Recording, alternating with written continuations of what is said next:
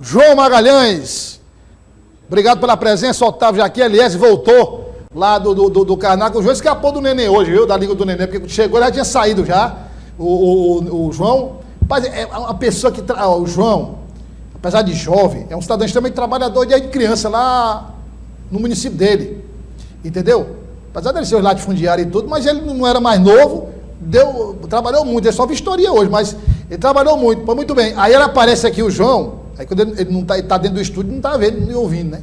Aí nós disse assim, pô, o João vem trabalhar hoje, mas o João vem todo dia, rapaz. Você tem uma ideia do quanto esse rapaz é nocivo. Ontem ele se engasgou aqui, porque engoliu mesmo a saliva e se engasgou.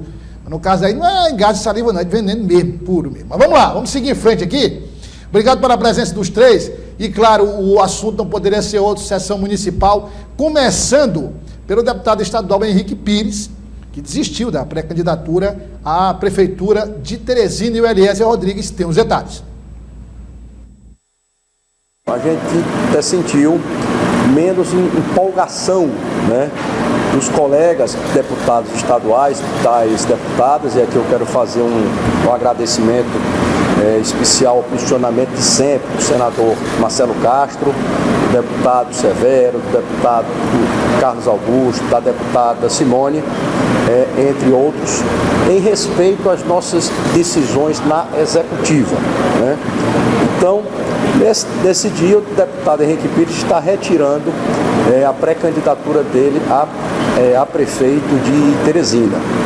Nós até poderíamos, nesse processo, questionar até a validade do diretório do municipal do PMDB de Teresina. Essa convenção ela foi feita esse ano sem comunicar, sem convidar nenhum deputado estadual, deputados como o Carlos Augusto, que teve 11 mil votos aqui, eu tive 7 mil, o Severo 8 mil. Vereadores deram declaração à imprensa que nem sabiam que a convenção tinha acontecido, mas eu acho que essa litigância traria mais prejuízo ao MDB.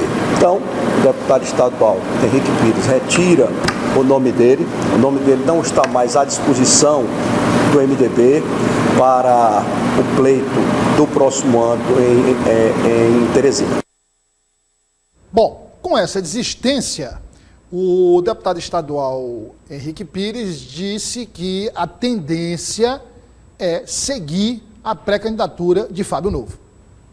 Eu vejo um movimento, um sentimento muito forte nesse sentido, mas eu conversei com o senador Marcelo Castro, que é o presidente nacional, ou presidente estadual do MDB, e deixei para ele essa decisão nossa em bloco, né? Se nós vamos com alguma candidatura própria, ou se nós apoiaremos o deputado estadual Fábio Novo. Eu vejo um sentimento em meus colegas, a minha pré-candidatura estava lastreada nos colegas deputados estaduais e deputadas desde o início. Houveram movimentações, a gente tem que ter um sentimento. Fiz a reunião lá em casa para sentir mais ainda aqueles que foram ao almoço e foram convidados. E deixo com o senador Marcelo Castro, com o nosso querido líder Severo Teolálio, né? O que o Henrique Pires e o seu grupo fará. Eu conversei com vários amigos meus que fazem parte desse bloco em Teresina. Eu tive a felicidade de ter tido na eleição passada 7 mil votos.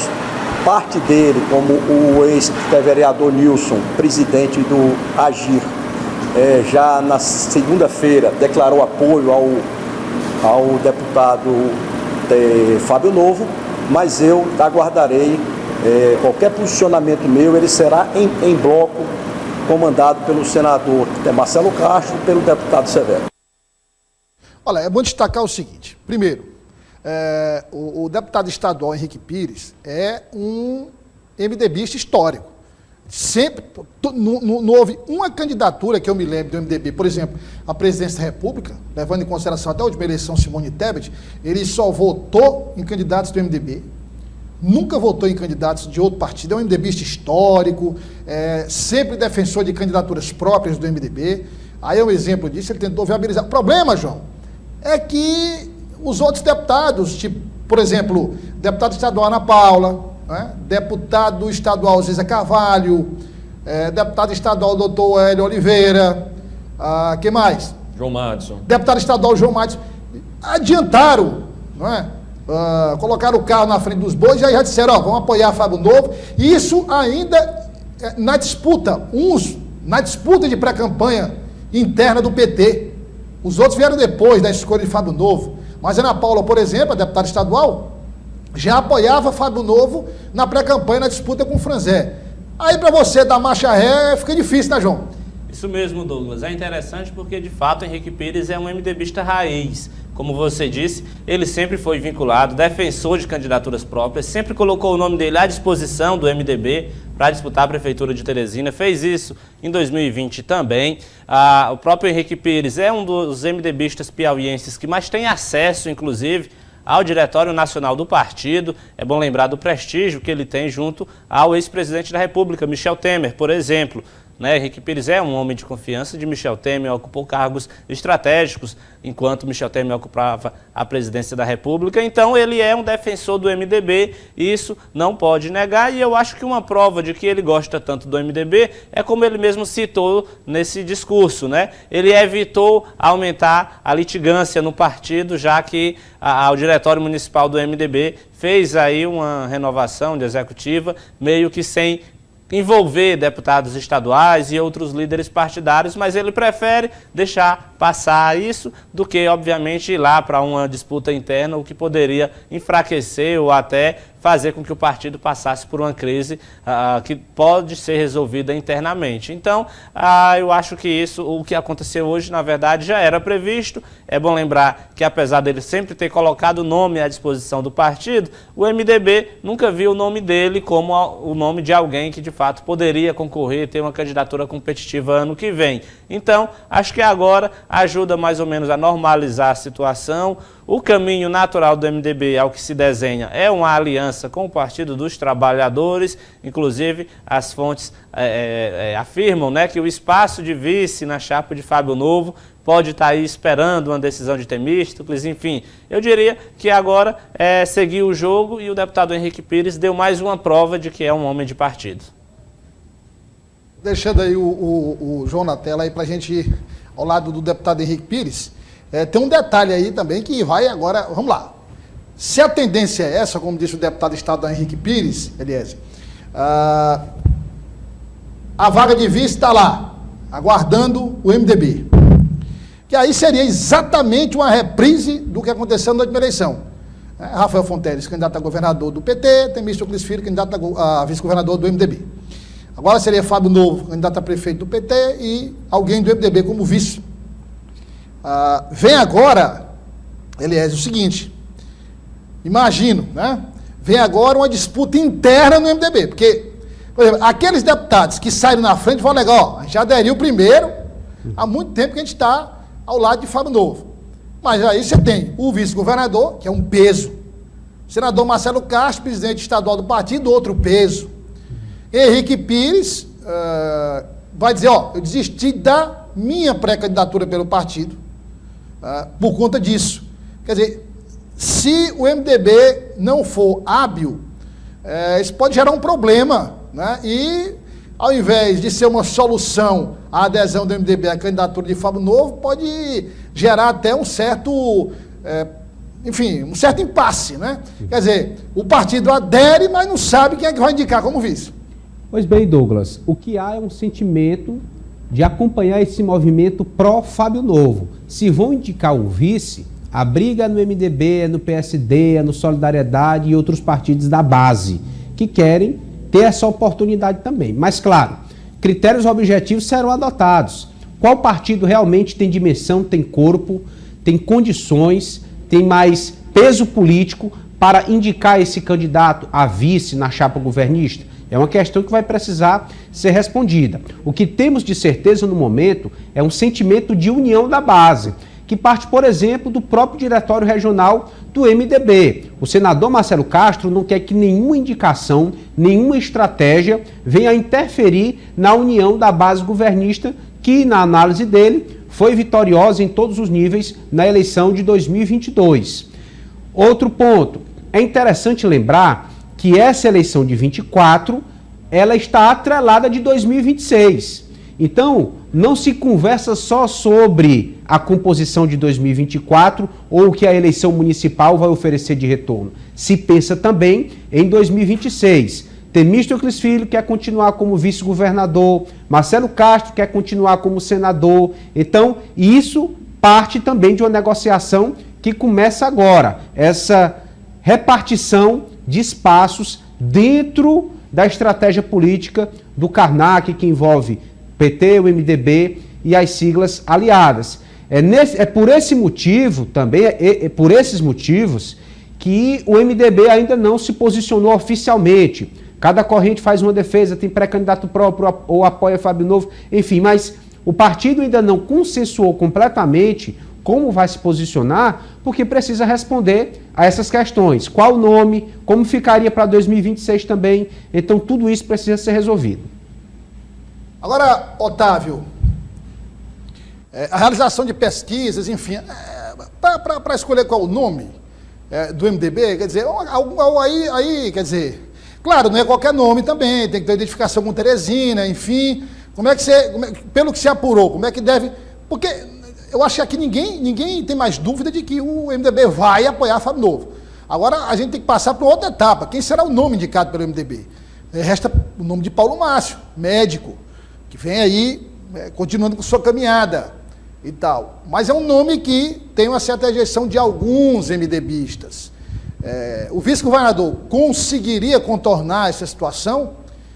Ou será realmente o nome de algum MDBista mesmo? O argumento do vice-governador Temístocles Filho, Douglas, é um argumento forte, porque já que Henrique Pires retirou o seu nome, o MDB vai manter apenas o nome de Paulo Márcio nessa disputa, e se confirmar o que as fontes comentam, de que o PT aguarda a chegada do MDB para compor com o Fábio Novo, naturalmente, Temístocles Filho vai chegar na mesa de negociação e dizer, olha, o nome do MDB que estava para a disputa era do médico Paulo Márcio. Portanto, naturalmente, deve ser o nome a vice. Já essa ala que Henrique Pires se aproxima muito mais agora, de João Matos, Ana Paula, Severo, o deputado é mais comedido, mas apoia essa aliança com Fábio Novo, eles terão os seus argumentos para dizer, não, é preciso um nome que crie consenso entre essas duas alas do partido. Por exemplo, poderão argumentar que uma chapa Fábio e Paulo Márcio seria uma chapa muito pesada, 2 homens, era preciso ter uma imagem de uma mulher,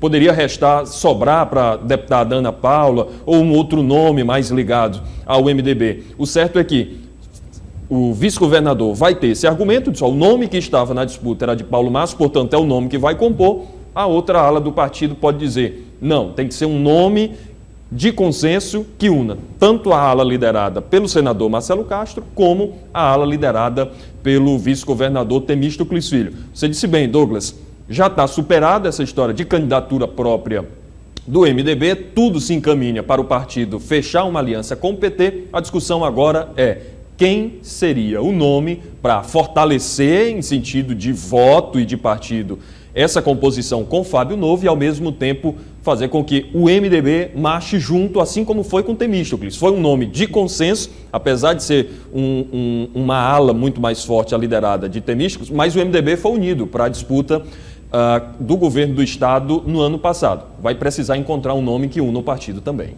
Agora, essa questão de deputado estadual aí é aquele problema, né? Que é um deputado estadual que vai deixar lá o mandato para ir para... Então, é algo que... não, mas aí eu vou indicar alguém.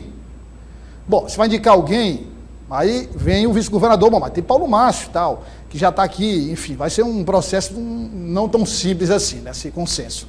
Agora, nós vamos voltar a falar sobre a adesão da deputada estadual Bárbara do Firmino à pré-campanha de Fábio Novo. Eu vou agora, nós estamos falando de eleição de Teresina, mas essa movimentação repercutiu também no interior do estado. E eu começo com o João Magalhães perguntando o seguinte, que repercussão foi essa, João? Douglas, de fato, esse movimento ele foi tão forte aqui na política piauiense eu acho que a gente não pode tratar apenas como algo de Teresina, porque também repercutiu no interior. É bom lembrar que a deputada Bárbara tem grupos políticos, né, também espalhados por algumas cidades do interior, e a gente também observou uma espécie de movimentação também neste sentido, já que essa adesão de Bárbara a Fábio Novo, ela também simboliza uma adesão de Bárbara ao governo do estado, né? A base de Rafael Fonteles, afinal de contas, não tem mais clima para ela permanecer, obviamente, na oposição. E aí, a gente esteve conversando com algumas fontes do interior, inclusive, por exemplo, lá em Parnaíba. Lá em Parnaíba tem o pré-candidato a prefeito, Erivelton Fontinelli, que está no Progressistas, mas é ligado exatamente a esse grupo de Bárbara, né? E aí é interessante que alguns dias atrás ele já tinha se reunido com representantes lá da Secretaria de Turismo, né, do governo do estado, o que simboliza, de certa forma, um contato já neste sentido também. E, claro, tem nesse contexto a própria história do PSB, né, que é um partido que já é da base de Rafael Fonteles e, de acordo com as conversas que a gente tem apurado, se prepara para receber, de certa forma, muitos aliados recém-chegados, pessoas que devem migrar do Progressistas ou de outros partidos para o PSB, fortalecendo ainda mais também e tentando aí uma tentativa de se aproximar do governo de Rafael Fonteles. O certo é que essa adesão de Bárbara a Fábio Novo, de fato, a gente vai precisar aguardar mais algumas semanas para ter uma ideia real do impacto político que isso tem causado aqui na cidade de Teresina e também no interior. Bem rápido aqui o Otávio e o Elias, para a gente passar para o próximo tema. Mexe com a configuração do interior, claro. Isso, como o João disse, já pensando em 2026, porque é preciso analisar as consequências dessa adesão. A gente olha para 2026 porque são grupos politicamente antagônicos, né? E certamente essa mesma configuração que ocorreu na última eleição vai ser repetida em 2026, Otávio. É isso, Douglas. E tem um ponto interessante, que é a estrutura que Bárbara terá à sua disposição a partir dessa decisão de apoiar o governo. Porque se por um lado ela perde um eleitorado mais identificado com a oposição essa, leia-se, Silvio, que foi candidato ao governo, Ciro Nogueira, todo esse grupo de oposição, Joel Rodrigues, que teve um bom desempenho na disputa pelo Senado. Por outro, ela pode ganhar espaço com a estrutura de governo se vier a ter alguma estrutura de governo. Se comenta muito nos bastidores a possibilidade do esposo da deputada Bárbara assumir a Secretaria de Estado do Turismo já no próximo ano, quando o deputado Pablo Santos deve se desincompatibilizar para disputar as eleições municipais. Esse espaço estaria sendo guardado para o grupo de Bárbara do Firmino. Aí ela teria uma possibilidade de até ampliar a sua base no interior do estado, porque a partir daí ela teria direito a serviços, a obras, a facilidade com emendas no governo do estado, teria que ampliar. Não necessariamente manter essa base que já construiu, mas poderia ganhar espaço, por outro lado, buscar novos horizontes, já visando a eleição de 2026. Eliezer, é preciso ver aí, o Otávio e o João falaram de compensação, né? É preciso ver se é possível compensar, na sua opinião. Quer dizer, essa mudança foi uma mudança, veja, já foi uma mudança forte quando a gente considera a cidade de Teresina. Quando a gente projeta para 2026, ela é mais profunda ainda. Exatamente, mas eu não tenho dúvida de que a deputada Bárbara pesou na balança. O que ela iria perder e a perspectiva de ganho real, politicamente falando, aderindo à base governista, aderindo a Fábio Novo. Dizer que muitos políticos, Douglas, têm dificuldade de permanecer na oposição. A gente até brinca algumas vezes aqui que na oposição o sol é mais quente.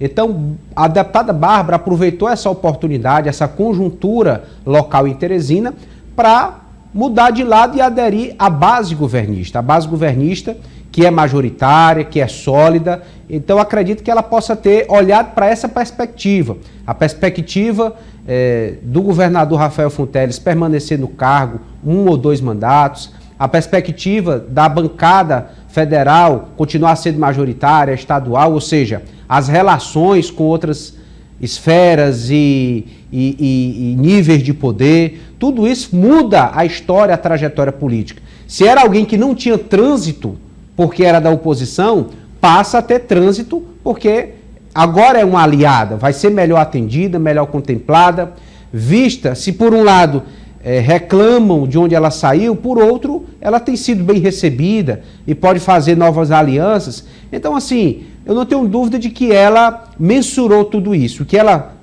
pode perder e o que ela pode ganhar também com essa decisão que ela tomou. Agora nós vamos acompanhar o deputado estadual Evaldo Gomes, que comentou o crescimento da pré-candidatura de Fábio Novo.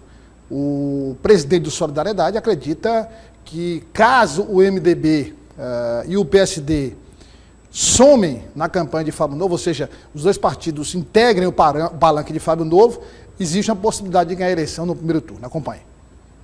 O Fábio Novo vai receber uma adesão importante, fortalece mais ainda a pré-candidatura dele, e juntamente com esses partidos que estão se aglomerando em torno da sua candidatura, aí é só esperar o PSD e o MDB para que a gente possa construirmos um diálogo com a população e, naturalmente, ganhar as eleições ainda no primeiro turno. Aí eu começo com o João Magalhães. É possível, João, você vê, mesmo com a vinda de MDB e a vinda de PSD para o palanque de Fábio Novo, uma possibilidade de ganhar do primeiro turno. É bom lembrar que do outro lado tem Silvio Mendes, né? É preciso a gente lembrar, Douglas, daquela história das 3 candidaturas competitivas, né? Porque quando a gente trata de eleição de um turno, a gente está falando de 2 candidaturas competitivas, porque aí, mesmo que seja uma eleição acirrada, se os 2 candidatos se isolam lá na frente, polarizam a disputa, o grupo que ficou lá embaixo, ele não é suficiente para levar uma decisão para o segundo turno. Mas é preciso pensar... João, só abrindo parênteses aí rápido, Sim. Você falou em 3 candidaturas competitivas, nós de uma eleição municipal nós tínhamos 2. Exatamente. E ainda assim a eleição foi para o segundo turno. Sim, até porque o próprio doutor Pessoa, naquela época, apesar de ter tido uma vantagem no primeiro turno, não foi suficiente, né?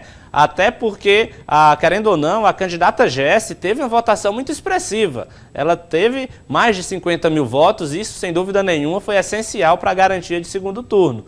Para o ano que vem, a gente sempre projeta aquela história das 3 candidaturas competitivas.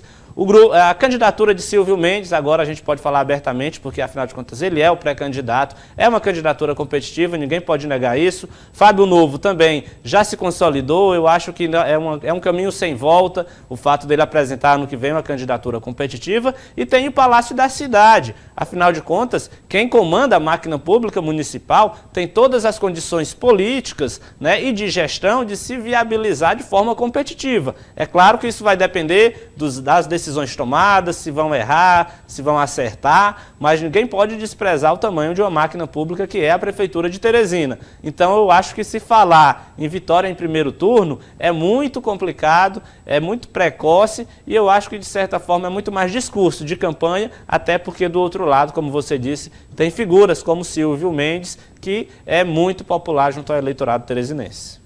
O próprio deputado estadual Fábio Novo disse, o único candidato, pré-candidato que não precisa se preocupar em ser conhecido é o doutor Silvio Mendes. Ele disse aqui para o jornal Dia News, na entrevista conosco aqui, porque já foi prefeito 2 vezes, candidato a governador 2 vezes, é um extremamente conhecido em Teresina.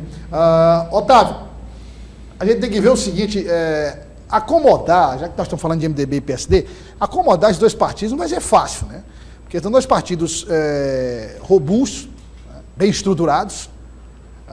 Eles são partidos que estão entre os maiores do Piauí. O PSD pretende eleger aí mais de 50 prefeitos, né, nas próximas eleições. O MDB pretende aumentar, o PT também pretende aumentar. Não vai ser fácil acomodar esses 2 partidos e dizer para um, você tem a vaga de vice, e dizer para o outro, vamos se compreender, porque é que eu dei a vaga de vice para esse aqui.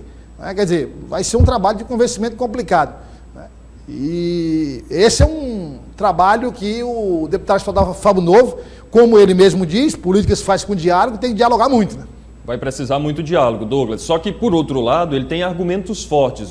Me parece que o João havia comentado mais cedo da força do PSD no interior do Estado. Então já é um argumento muito forte para o MDB dizer, olha, o PSD é um partido robusto no interior do Estado, com um bom número de prefeitos, com um bom número de vereadores. No entanto, na capital, se você pega as últimas disputas municipais, a participação do PSD ela é muito baixa para a pretensão de se formar chapa com o Fábio Novo. O MDB, por outro lado, você pega as últimas disputas, a última, por exemplo, elegeu o prefeito Dr. Pessoa, teve bom desempenho nas demais. Se você pega a votação da chapa do MDB na última eleição, é uma votação robusta, diferente da apresentada pelo PSD. Então é um exercício de diálogo, de muita conversa, mas ao mesmo tempo Fábio Novo tem um leque de argumentos para sentar na mesa e se colocar. O PSD, sua força vem do interior do estado, na capital o MDB leva vantagem. Mas no meio dessa história ainda tem Tereza Brito, viu? Você deve se posicionar nos próximos dias, lembrar que ela está em uma federação, tem que realmente pensar na estratégia que vai assumir, porque assim, por mais que ela não venha a aderir automaticamente ao candidato do governo, mas ela tem que lembrar que faz parte de uma federação, que isso pode incorrer contra ela mesmo. Ela que faz tanta questão de ser do Partido Verde, de ter o comando do partido, é uma dirigente histórica que representa até a nível nacional, é a vice-presidente nacional do PV, então tem que amadurecer bastante antes de se posicionar nesse processo. Para encerrar, dizer o seguinte, não adianta, por exemplo, ainda assim, se a decisão for para o voto dos três partidos, o PT tem vantagem, porque tem o apoio do PCdoB. Né? Ainda assim, se for para o voto, é preciso reconhecer a importância da maioria. Né? Porque se a ex-deputada estadual repetir o comportamento da eleição passada para o governo do estado, onde ela tentou a reeleição e não conseguiu, vai ficar complicado a relação do PV com os outros partidos da federação, com a base aliada, né? Mas vamos aguardar então para ver aí. E vamos também ficar de olho nesse final de semana, deve acontecer muita coisa para a gente trazer aqui na segunda-feira. Obrigado, João Magalhães, obrigado, Otávio Ribeiro Neto e Eliezer Rodrigues, convidando você para acompanhar toda a programação da Dia TV nesse final de semana.